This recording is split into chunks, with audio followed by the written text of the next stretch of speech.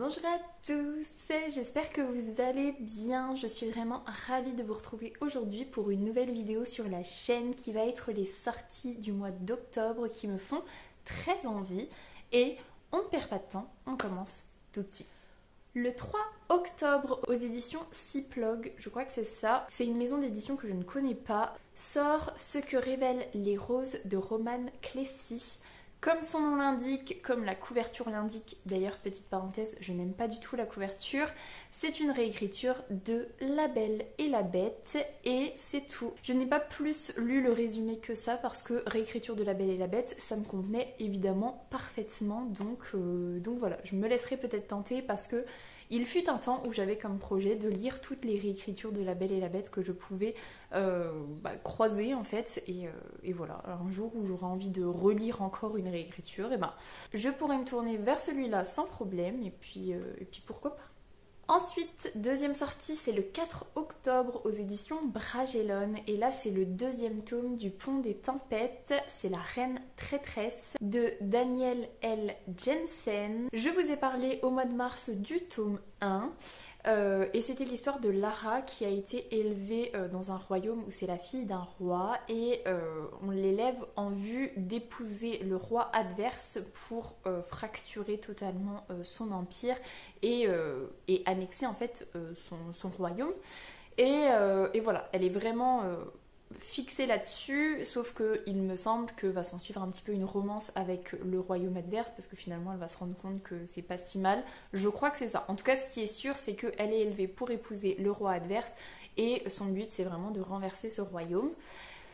Ça me tentait vraiment trop et puis je n'ai jamais donné suite. Et là, le fait de relire le résumé du tome 1, de voir que le tome 2 sort, je me dis pourquoi pas franchement parce que c'est le genre d'histoire qui me tente vraiment bien. Le côté trahison, complot, tout ça, ça me tente vraiment beaucoup. Donc je me dis, il faudrait que je me lance, surtout qu'il me semble que le tome 1 est magnifique et le tome 2 doit être tout aussi magnifique. Donc voilà, il faut que je me lance, mais pour l'instant... je ne me lance pas. Donc peut-être prochainement, on verra bien. Toujours le 4 octobre, aux éditions 9 de l'École des loisirs, sort le tome 3 de Mémoire de la forêt. Donc c'est L'esprit de l'hiver de Michael Brun-Arnaud. Il y a plusieurs mois, je vous disais que le tome 1, j'avais pas spécialement prévu de le lire. On me l'a offert pour Noël, c'est Amy qui me l'a offert. Et voilà, cet été, j'ai décidé de le lire. Je pensais que ça allait être une lecture facile. Enfin bref, elle me faisait très peur. Et en fait, j'ai eu un énorme coup de cœur pour le premier tome. Ça a été incroyable. Et du coup, j'ai décidé de lire les suivants. Donc quand j'ai vu la sortie du tome 3 pour le mois d'octobre, et évidemment je l'ai inclus dedans parce que voilà, en fait c'est une petite pépite le tome 1 et j'ai hâte de retrouver ce cocon de douceur avec le tome 2 et du coup avec le tome 3. En sachant que comme c'est une histoire d'hiver, ce serait peut-être bien de le lire en hiver. Donc on verra bien. Mais bref, je sais qu'il sort au mois d'octobre. Ensuite, le 5 octobre, aux éditions Prisma, sort le tome 2 de La confiserie de Rosie. Donc c'est Noël à la confiserie de Rosie de Jenny Colgan. Au mois de mars, pareil, je vous ai parlé de la sortie du tome 1, que je n'ai toujours pas lu, bien évidemment. Et il faut savoir en fait que les tomes de Noël, les livres de Noël d'ailleurs, c'est pas trop quelque chose qui m'intéresse plus que ça, mais c'est du Jenny Colgan, mais j'ai potentiellement envie de tester la lecture du tome 1, donc si j'aime vraiment beaucoup la lecture du tome 1, je partirai sur le tome de Noël, un petit peu comme La petite boulangerie. Voilà, ça peut se faire quand même. Et au niveau du résumé du tome 1, on a juste Rosie qui va aider sa tante qui possède une confiserie et qui a besoin d'un coup de main. J'ai pas besoin d'en savoir plus en fait parce que Jenny Colgan c'est vraiment entre guillemets une valeur sûre. La seule série de Jenny Colgan que j'ai lue et que j'ai moins appréciée, c'était Une saison au bord de l'eau. Je crois que c'est ça le titre. J'ai moins apprécié, mais pour autant j'ai apprécié quand même. Donc je me dis que voilà, et puis le côté confiserie, ça peut changer totalement des autres types en fait de ce qu'elle fait d'habitude. Enfin c'est encore un thème différent on va dire, donc pourquoi pas. Peut-être quand j'aurai bien avancé toutes les séries de Jenny Colgan, je me tenterai celle-là, mais pour l'instant c'est pas tout de suite, tout de suite. Toujours le 5 octobre, aux éditions Ada, sort Un conte interdit et c'est La légende de Sleepy Hollow de Simon Rousseau. Je n'ai lu dans les contes interdits que La Petite Sirène, c'est vraiment du trash, les contes interdits. Et puis finalement ça m'était un peu sorti de la tête, j'avais pas eu tant envie que ça de lire d'autres. J'ai eu une période où j'avais trop envie d'en lire plus et puis finalement non. Et là en fait je me suis dit pourquoi pas, parce que Sleepy Hollow c'est vraiment une histoire que j'aime bien quand même.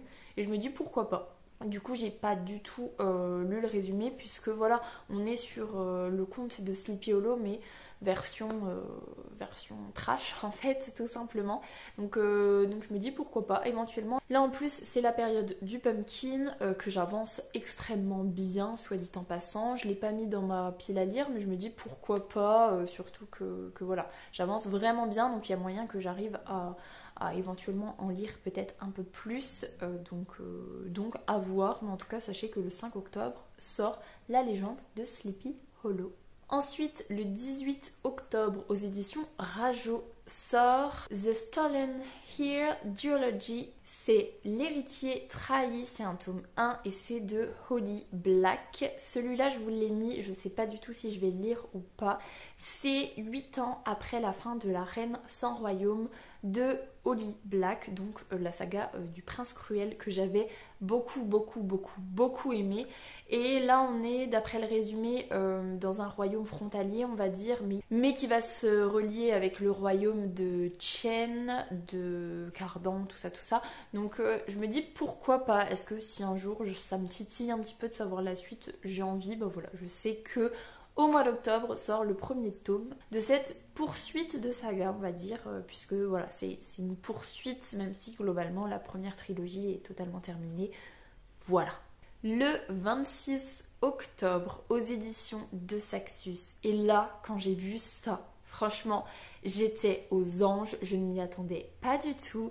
Sort le tome 2 de Gilded de Marissa Meyer, donc c'est Cursed. Vous n'imaginez pas, enfin si, vous imaginez peut-être, j'ai terminé Gilded il y a peut-être 2 semaines à peu près, et j'étais désemparée, je pensais vraiment que c'était un one-shot et pas une duologie. Comment se finit le tome 1, j'avais trop envie de lire le tome 2, et je suis allée voir la date de sortie, et j'ai vu que c'était le 12 décembre, je crois, un truc dans le genre. Et là, en faisant les sorties, je m'y attendais pas du tout puisque je savais que c'était au mois de décembre et j'étais désemparée de devoir attendre jusqu'au mois de décembre. Et en fait, là, je vois Cursed de Marissa Meyer et je me suis dit mais attends, en fait, c'est au mois de décembre ou c'est au mois d'octobre? Parce que si c'est au mois d'octobre, c'est vraiment très chouette. Et donc, visiblement, c'est au mois d'octobre. Donc, si c'est vraiment au mois d'octobre, je me ferai une joie de le lire dès sa sortie. Voilà pour les grands formats, on va passer très rapidement aux poches avec le 4 octobre aux éditions Bragelonne Poche, le tome 23 et le tome 24 de La Roue du Temps, donc c'est La Tempête imminente partie 1 et partie 2 de Robert Jordan et Brandon Sanderson. Je n'ai toujours pas lu cette saga. En plus le fait là de voir que le tome 23 et le tome 24 sortent, même si au final c'est un partie 1, partie 2, mais quand même, et ça me... je vais pas dire que ça me plombe, mais ça me motive pas de ouf de commencer. Après, j'ai déjà lu des sagas à rallonge que j'avais adoré, par exemple, et je vous en parle pas suffisamment parce que c'était bien avant que je commence la chaîne. L'Assassin Royal, c'était incroyable, il y avait plein de tomes que j'ai dévoré, et c'était incroyable. Mais voilà, me lancer dans une nouvelle saga qui est si longue, je sais pas trop. Mais sachez que en poche, le 4 octobre sort le tome 23 et le tome 24. Toujours le 4 octobre, et cette fois-ci j'ai pas trouvé les éditions, sort le tome 2 de King of Scars. Donc c'est Le règne des loups de Leith Bardugo. Il faut savoir que je n'ai toujours pas lu le tome 1, mais par contre j'avais adoré Six of Crows. J'avais un petit peu moins aimé Grisha, même si c'était quand même assez chouette. J'ai lu Grisha après avoir lu Six of Crows, et je me dis voilà, si un jour j'ai envie de replonger un petit peu dans cet univers-là, j'aimerais bien lire les King of Scars. En tout cas, en poche, ça sort le 4 octobre.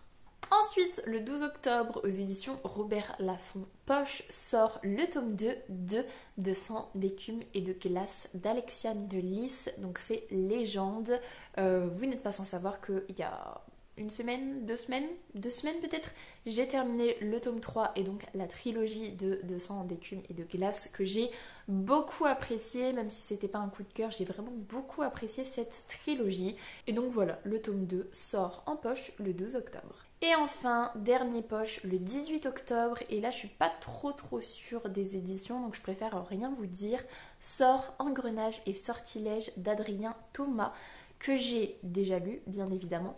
Et j'avais eu un coup de cœur en fait pour Engrenage et sortilège, mais ça fait un moment et du coup j'ai plus tant de souvenirs que ça. Je sais que c'était du steampunk et justement ça m'avait vachement étonnée parce que j'aime pas trop le steampunk en fait. Et là j'avais vraiment beaucoup aimé. Il me semble que c'est un sorcier qui va rencontrer une fille qui elle est plutôt dans le côté mécanique des choses. Il y a une sorte de complot dans l'école de machin chose, bref, et ils vont s'allier en fait, et c'était très chouette. J'avais passé un excellent moment de lecture et c'était vraiment un coup de cœur à l'époque, c'est juste que voilà, j'ai plus trop de souvenirs. En tout cas, il sort en poche ce mois-ci. Et donc voilà pour cette vidéo, je vais vous laisser là-dessus, mais j'en profite pour vous passer un petit message. J'ai regardé une vidéo de Juliette et ses bibliothèques, et sa bibliothèque, je crois, il n'y a pas longtemps, qui disait que voilà, l'algorithme YouTube, on n'y comprenait pas grand-chose, et c'est vrai. Et j'ai des vidéos, entre autres les sorties qui sont assez vues, et c'est vrai que j'ai pas beaucoup de commentaires, et elle demandait en fait aux gens tout simplement de voir si ça fonctionnait, de mettre des commentaires, même si c'est juste un petit soleil, même si c'est un emoji, même si c'est un mot, pour essayer de faire un petit peu vivre un peu plus les vidéos et un peu plus la chaîne. Donc voilà, si vous passez par là et que vous pouvez me mettre un petit soleil ou que sais-je, ou même un commentaire, ça me fera très plaisir. Et puis voilà, j'aimerais bien voir ce que ça donne, donc voilà. Sur ce, je vous laisse là-dessus, j'espère que cette vidéo vous aura plu. Si c'est le cas, n'hésitez pas à mettre un petit pouce dans les airs, à vous abonner à la chaîne et à venir discuter avec moi en commentaire, ça me fera super plaisir. En attendant, je vous souhaite une très belle semaine, de très belles lectures, et je vous dis à la semaine prochaine. Salut!